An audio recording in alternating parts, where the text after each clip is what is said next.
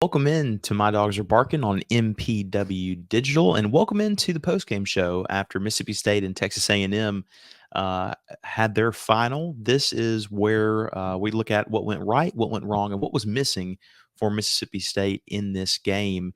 Very excited to get to all three of those things. There's a lot of positives to build from in this game, a lot of things to look at, to be encouraged by. Right, wrong, and missing is presented in part by Skip Langley and Batesville, Mississippi, Edward Jones. What does it mean to be rich? Maybe it's less about receiving a magic number and more about discovering the magic in life. Skip Langley is your Batesville, Mississippi, Edward Jones advisor, serving clients in the area and across the state. Count on him for financial strategies that can help support a life you love, because the key to being rich is knowing what counts. Contact him today at 662-563-9843, and together you can find your rich. Edward Jones, member SIPC. Austin, man, how are we doing, man? This is another full day of college Yeah, dude, it football. We're was. filming this late Saturday night. Yeah, it is late Saturday night. Behind me, I got Texas and Georgia. They're finishing up. Yeah, it was great. I mean, such a great game. Tennessee, Alabama. Then you had our game at 3:15, and now you got this absolute. I mean, playoff game basically with Georgia and Texas. So it was a great Saturday. This has been a very hyped up Saturday, and it I think it delivered me personally. And yeah, I mean, it was quite a game in Starkville. It was. Mississippi State falls to Texas A&M. They fall ultimately 34-24. If you're watching on MPW Digital, I'm going to share the screen just so you can kind of take a look at the stats. If you're listening on Spotify, I do apologize. But we'll look in at the stats here. Michael Van Buren had another pretty good game, pretty good decisions. He really only made one bad choice that with his interception. Obviously, the completion percentage is not great, but he threw the ball downfield a good bit. The running game for Mississippi State, we will get into in this. Davon Booth had some good stuff. Johnny Daniels, I don't know, just they had a couple of big runs overall, but there was not a lot of consistency. They got behind the chains a lot in this game, and then the wide receiving core, of course. Another huge day for those top three. And Seydou Traore obviously had a really good game as well. Connor Wegman threw for 217 yards, 2 interceptions. I mean, the defense picked him off twice. He was just under no pressure, which we also will talk about. So we will get to that. Austin, first we're going to start on what went right for the Bulldogs. So for you, go ahead, tell us what went right for Mississippi State in this 34-24 loss to A&M. Yeah, what went right? Like you said, you like with Connor Wigman, he's a five-star quarterback, and he hasn't thrown an interception since week 1 against Notre Dame, where he threw 2 interceptions, and he threw 2 against us. So that was very interesting. Both.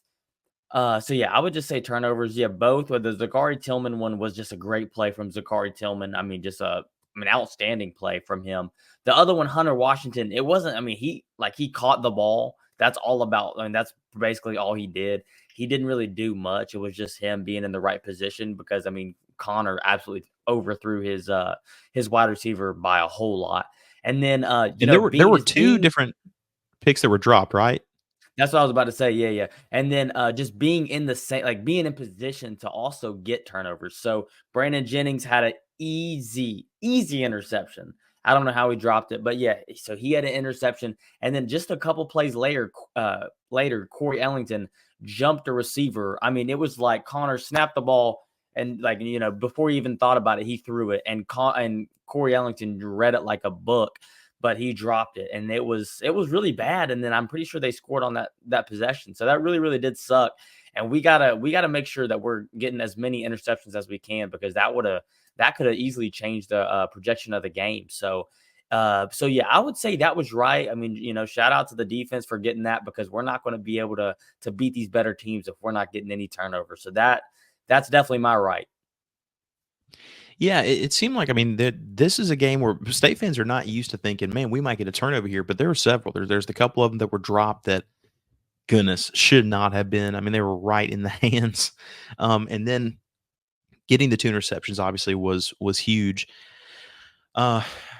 man, but the defense was on the field for a long time and just they could not hold on too many times, which we will get to in a second.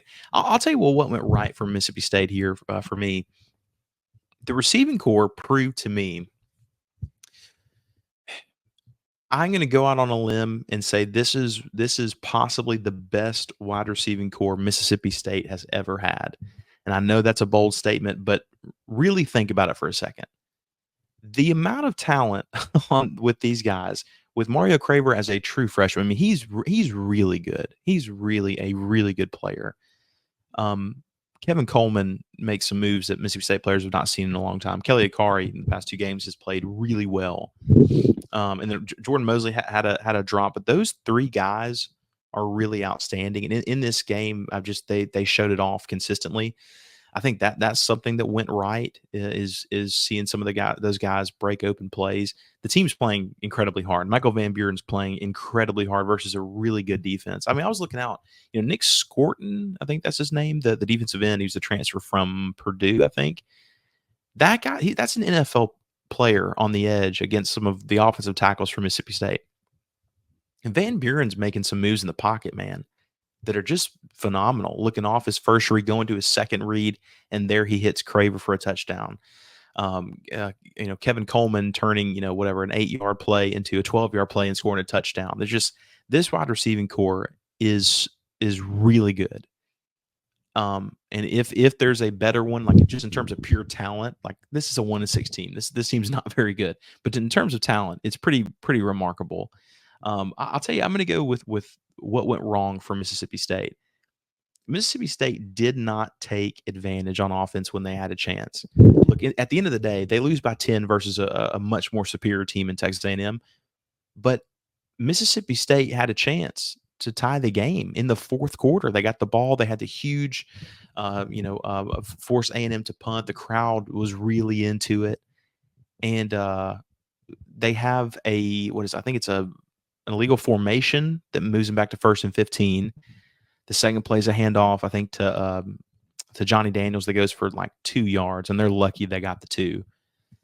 And they just seem to shoot themselves in the foot, and they have to punt, and then all of a sudden A&M takes advantage and holds it longer from there. So they didn't take advantage, but it was right there. The good news is it was right there for the taking, but they didn't take it. And ultimately, that's what went wrong for Mississippi State for me. What about for you? Yeah, I mean, I don't even want to touch up on it because I complain about it every week. But I mean, it's just the defense entirely, and just the personnel that we have. It's just the lack of talent. And I know, I mean, Texas A&M has talent all over the field, but I mean, just the lack of talent on our side is crazy. I see our cornerbacks lined up against their wide receivers, and before the play, I'm no joke, I'm scared for what is about to happen. And it's been like that every single game, and it's just crazy. It's just absolutely crazy about just the people that we put on the field just should not be even thinking about sniffing the starting lineup in any SEC school. And I mean, I hate to bark on it every week, but it's just the truth, and they've shown zero improvement.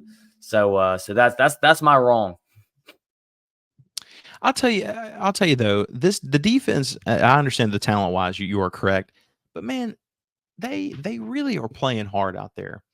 Like at the end of the day, the talent is just one thing, and they might not be able to overcome it. I get that, but the defense was on the field for a long time. Mississippi State had, I think, was it 29 minutes of the time of possession. Obviously, they were 30 and some change. Uh, the defense was on the field for a really long time for Mississippi State, and it brings me to my next part of which is missing, and that is a pass rush. I mean, goodness gracious, if you're going to rush 3, you better have a really good 3. And Connor Wegman had so much time to throw the ball. Eventually, those guys are going to get open. The receivers are going to get open. They're good enough to get open after 7 seconds. It's not like Connor Wigman was like under duress and then he threw and we're like, oh, how could he complete it? I mean, he sincerely had all day long. And that's what was missing in this game. I mean, goodness, like Mississippi State, say it out loud, had 2 turnovers with no pass rush. You know what I mean? So you start to think, okay, well, shoot, if they're able to generate any sort of pressure on the quarterback, something could change for them. What about you? What was missing in this game for you for Mississippi State?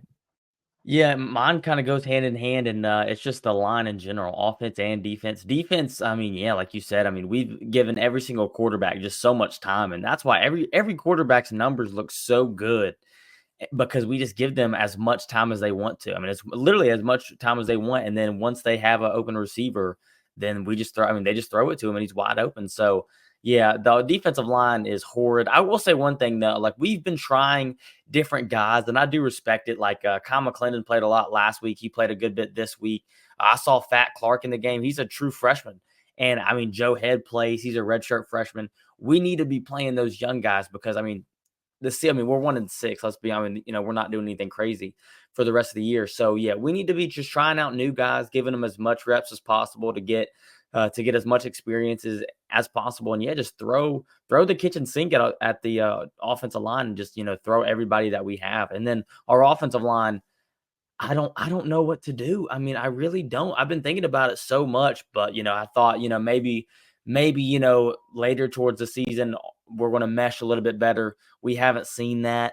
And we're going to have to go get some guys this year in the recruiting class, next year in the recruiting class, because I mean, there's no way Jeff Levy is just not worried about that. I mean, Cody Kennedy and Jeff Levy, there's no way that they're not like losing sleep over this offensive line. And if they're not, then I mean, they shouldn't be here because they've played so bad. They've played so bad. Offensive line and then David Turner at the defensive line. And we're going to have to step up because, I mean, we're just giving every quarterback. I mean, we're going to give Brady Cook, a Jackson Dart. We're going to give those guys so much time to pass when we play them. And I don't look forward to that. I will say, Mississippi State has now covered the spread, I think, in 4 straight games. The Bulldogs are, I mean, they're playing, like we said, they're playing hard. And Van Buren, even with a bad offensive line, he's making as many moves as he can. I mean, some of those moves in the pocket, he was so shifty. I'll tell you what it was, is the final drive before the half. You can go back and watch it. The final drive before the end of the first half, when Van Buren led Mississippi State down the field, and it ends with a Mario Craver touchdown, is some of the best quarterback work we have seen in a long time. Like it was really impressive. Under pressure, steps up in the pocket, moves to the right, moves to the left, steps up, scrambles for 12, gets down, hurries everybody up, and State scores to make it a 17-21 game. Bulldog fans have to be very encouraged about Van Buren. They really do. He is, man, he's such a gamer. I have an interesting thought about the remaining games. Mississippi State, they're 1-6. The amount of people that were there for the game today, and I know it was kind of cool seeing Dak and seeing Dan, and there's somehow still excitement for this team, even though this team is 1-6. That's a horrible start. I think it's the worst start since 2003. I want to say maybe 2004. I could be wrong, but it's very bad.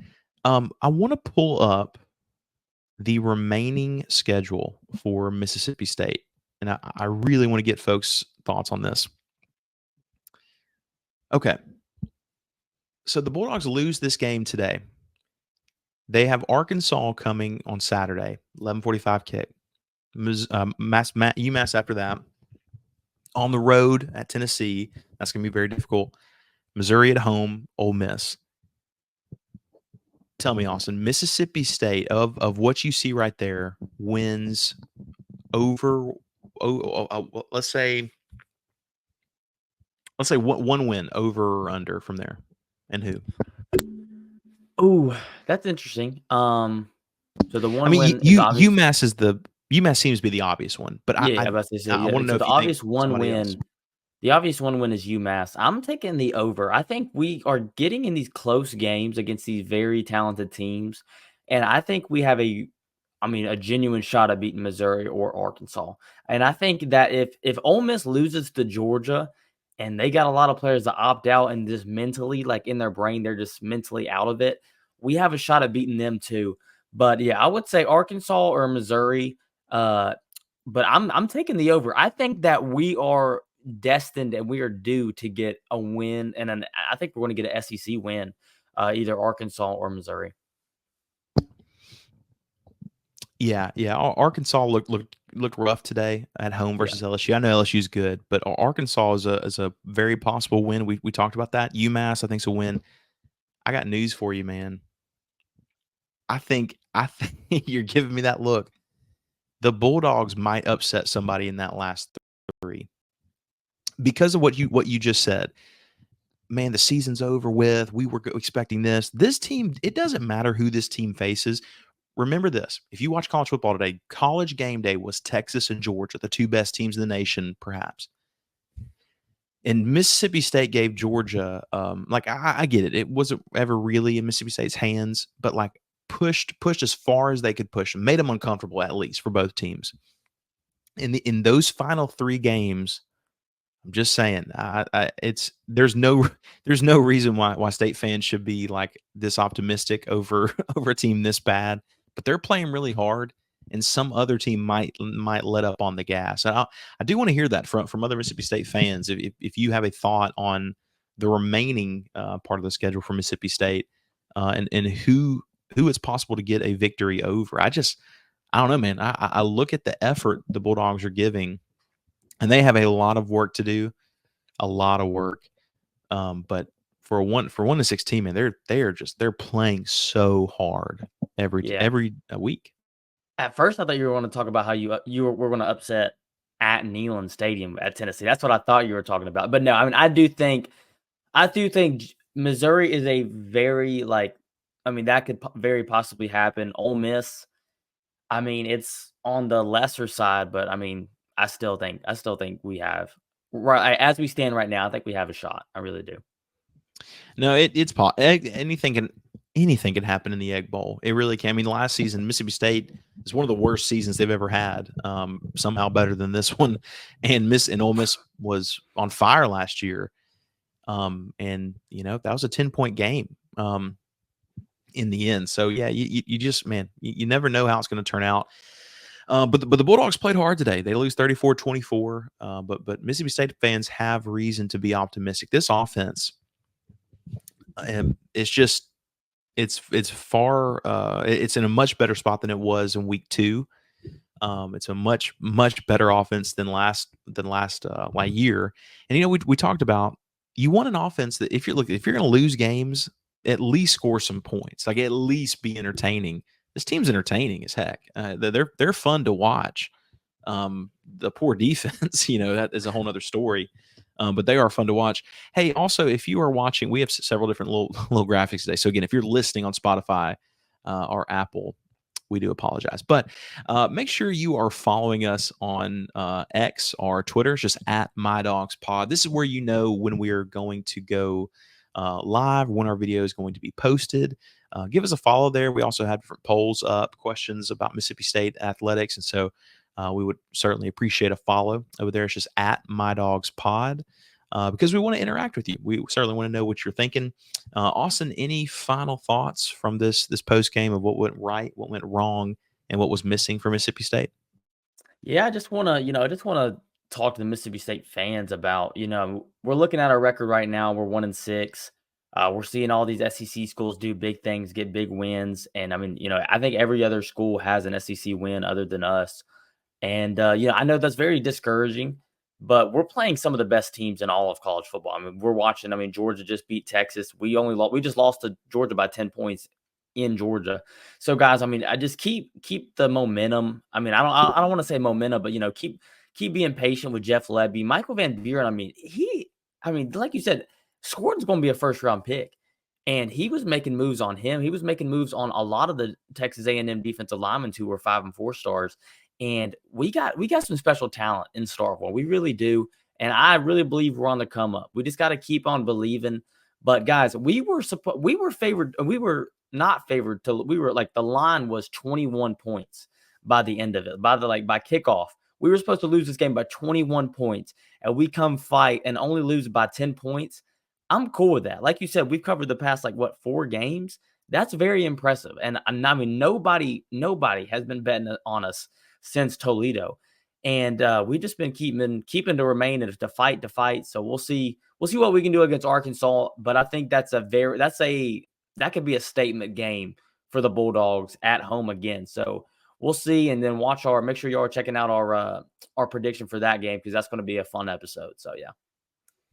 Yeah, I did want to mention before we get out of here, by golly, we warned everyone on Thursday's show, our Friday show, Thursday show, Thursday show, that against the odds, our segment we do every week, the final thing we do is Austin and I both tell you, or tell our pick for a underdog to win outright, to win on the money line. We were 2 for 2 last week, and we are 2 for 2 this week. Just saying. We're just saying. You might just listen, you know. But that show's always fun. This week's going to be really fun as well. We're going to preview Arkansas, talk about that game, what that game kind of means. That then also Wednesday we'll have a really special show. Looking forward to that one. Wednesdays we try to aim. We aim for making that a guest, to kind of bring in a guest for the show, and we have a couple of hooks out in the water at the moment that we're looking pretty good, pretty excited about.